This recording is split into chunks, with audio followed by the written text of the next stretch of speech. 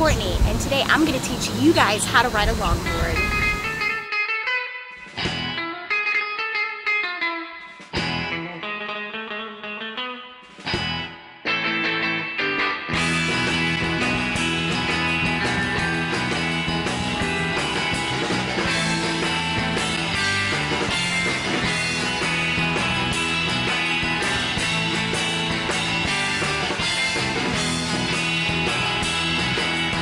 So what's up guys? Today I'm going to teach y'all how to ride a longboard. First I'm going to tell you what you need to know to ride this crazy looking contraption. Second, I'm going to teach y'all how to turn on it. And lastly, I'm going to teach you guys how to stop on a longboard.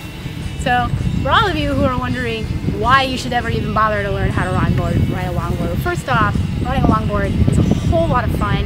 It's a great exercise, and it also introduces you to try out more extreme sports such as snowboarding, wakeboarding, water skiing, anything else like that. Also, you guys live in the state of Florida, so you most likely already know somebody who's been riding a longboard. I've noticed over the past 2 years that longboarding has been picking up in the younger crowd, so if you want to go ahead and be able to hop on a board like this video is going to be exactly what you need to be able to do that. So first I'm going to tell you guys what you need to know before you ride this thing. A lot of people don't exactly know how to get started on it. People just try and step on it and fall and unfortunately never learn how to ride this thing. You first need to figure out whether or not you skate goofy. And what that means is, are you going to skate with your right foot forward or your left foot forward?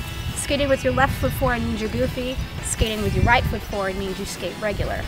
And in order to easily decide whether or not you skate goofy, think about the foot you're going to want to use to kick a kickball with. The foot that can exert the most force, that's the foot you're going to want on the ground to push you. I'm a little different. I'd rather have that foot be the stability, but everybody's different.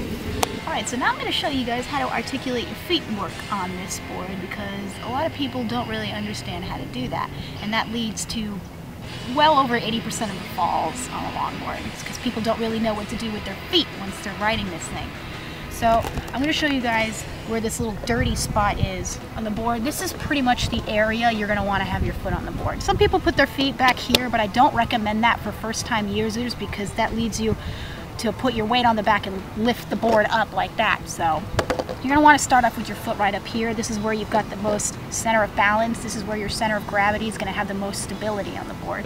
So you're going to put your foot right up here. As you can see, I'm using my right leg because I skate goofy.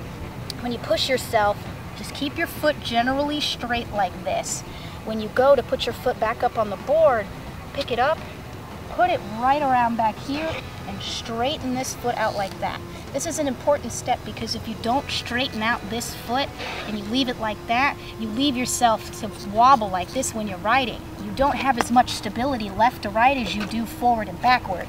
So you want to straighten both your feet out perpendicular to the board. Alright, so now if you've established whether or not you skate goofy, now you're going to decide what kind of longboard to ride. There's a lot of different kinds of longboards. Some are skinny, some are short, some are really outrageously long, and some are very flexible. Well, I like longboarding because it's something to do, so I'm not in the house and sitting around and doing nothing.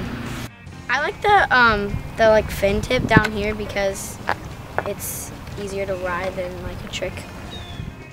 It's really up to you. There are many different types and styles of boards with different kind of fishtail. There's shortboard, longboards. You can even use these tactics to ride a skateboard. The point is, find out which board you are the most comfortable with to increase your amount of stability for riding. To get some extra practice riding your longboard, you can have a friend, like Gloria here, to help push you on the board. You don't even have to practice pushing it yourself. Just practice getting your balance on the board, practice your stability and your strength, and somebody like Gloria here can help you to get that out. She's going to put her feet perpendicular on the board like this, and she's just going to push me. You should practice this enough to where you can bend down like this and come back up with ease. So once you get this step down, you're pretty much ready to start riding your longboard. This step actually makes it very easy. So having somebody assist you in this really helps you go. So now I'm going to teach you guys how to turn on this crazy little longboard. I'm going to tell you guys about heel edge curving and toe edge curving. And this is my lovely guinea pig here. She's going to be demonstrating for you. heel edge curving is when you dip your heels backward to turn left, okay? If you skate regular, you can see Gloria, she's turning to the left. If you skate goofy, this means you turn to the right. Now, toe edge curving, on the other hand, is dipping your toes inward so that you turn right on the board. Now again, if you skate goofy, this is also going to be your left. So, heel edge curve, she's going left, and toe edge curve, she goes right. You see? Easy as that. So when it comes to stopping, there's a bit of issues with this because there are no brakes on a longboard. It's pretty much just ride on it and hope that a car doesn't come at you in traffic, which makes skateboarding one of the most dangerous sports that you can do outside. But it's a whole lot of fun, so we risk it anyways. So the best way to get off of a longboard or to stop this thing is pretty much just to carefully jump off of your board and run off any momentum that you have. As you can see, with me coming down a hill like this, I just easily step off because I'm starting to go uphill. My momentum was already ran off. A lot of people try and recommend just running your longboard into the first obstacle that you see, like grass or a puddle or a crack. It's not really a good idea because if you've ever seen a model of a car instantly stopping, every projectile inside just flies forward. The same goes for a longboard. You don't have a seatbelt on this thing, so if this board suddenly stops on grass like that, you're gonna fly forward and you might end up hurting yourself really bad. Which is why jumping off carefully and running off your momentum is basically the safest way you can get off of this thing. So there you have it, guys. That's how to ride a longboard.